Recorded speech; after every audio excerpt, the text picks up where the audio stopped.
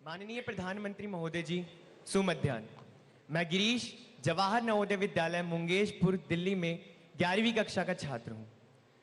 महोदय, मुझे लगता है कि अगले साल हम दोनों की ही बोर्ड की परीक्षा है, क्योंकि मेरे 12वीं की परीक्षा है और आपके लोकसभा चुनाव है। तो क्या आपकी इस पे पूरी तैयारी है या आप थोड़े से नर्वस हैं? धन्यवाद।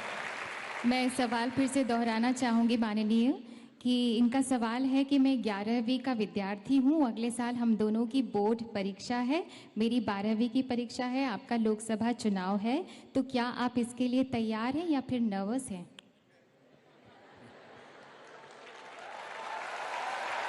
क्या नाम बताया आपका? गिरीश सिंह। गिरीश।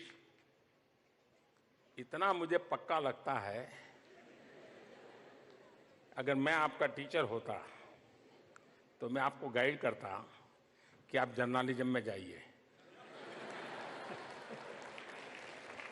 क्योंकि ऐसा लपेट करके सवाल पूछने की ताकत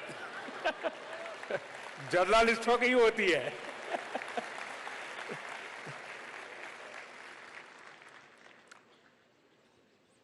देखिए, मैं हमेशा ये मानता हूं कि आप पढ़ते रहिए, सीखने की कोशिश करिए, पूरा फोकस लर्निंग पर रखिए, भीतर के विद्यार्थी को जितना ऊर्जावान बना सकते हैं बनाते रहिए। यही जीवन का धर्म बना करके चलिए। एग्जाम और रिजल्ट और अंक ये बाय प्रोडक्ट होना चाहिए, बाय प्रोडक्ट होना चाहिए। आपने काम किया है, जो रिजल्ट आएगा आएगा। अंक के हिसाब से चलने से हम शायद उस चीजों को नहीं प्राप्त कर सकते जो पढ़ना चाहते हैं।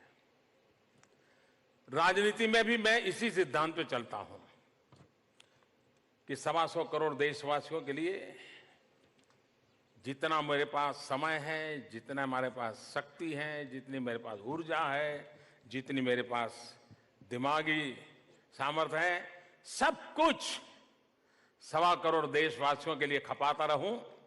हर पल समय का क्षण क्षण, शरीर का कण कण 125 करोड़ देशवासियों के लिए लगाता रहूं।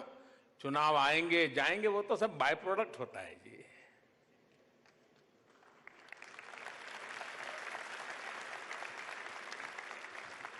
और दूसरा, हम लोगों की तो स्थिति ऐसी है, आपकी तो एग्जाम साल में एक बार होती होगी, हमारी दिन में 24 घंटे होती है। और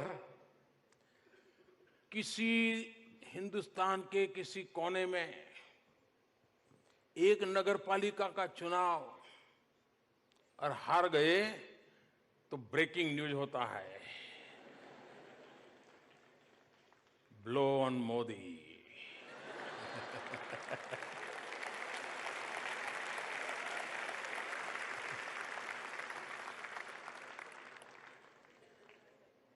और इसलिए हमारे लिए,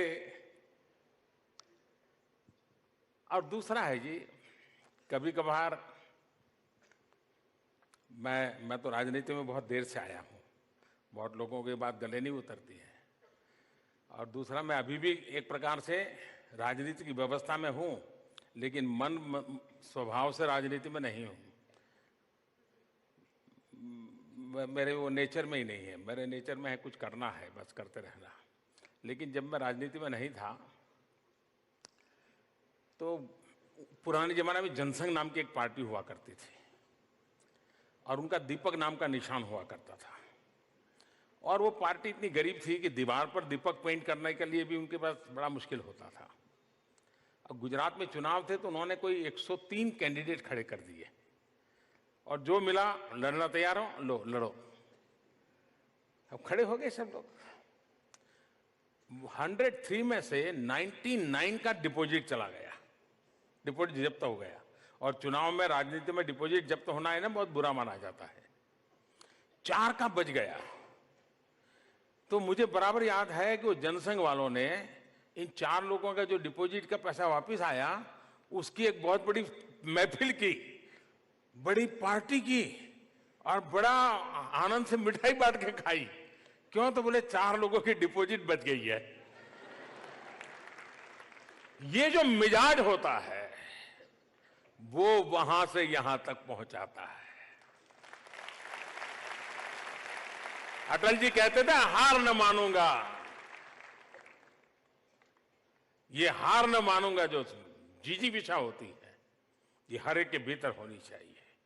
और इसलिए आपकी बोर्ड के एग्जाम के लिए मेरी आपको बहुत शुभकामनाएं, लेकिन मेरी बोर्ड के एग्जाम के लिए 125 करोड़ देशवासियों के आशीर्वाद मेरे साथ है, वो ही मेरी ताकत है, उसी के भरोसे में आगे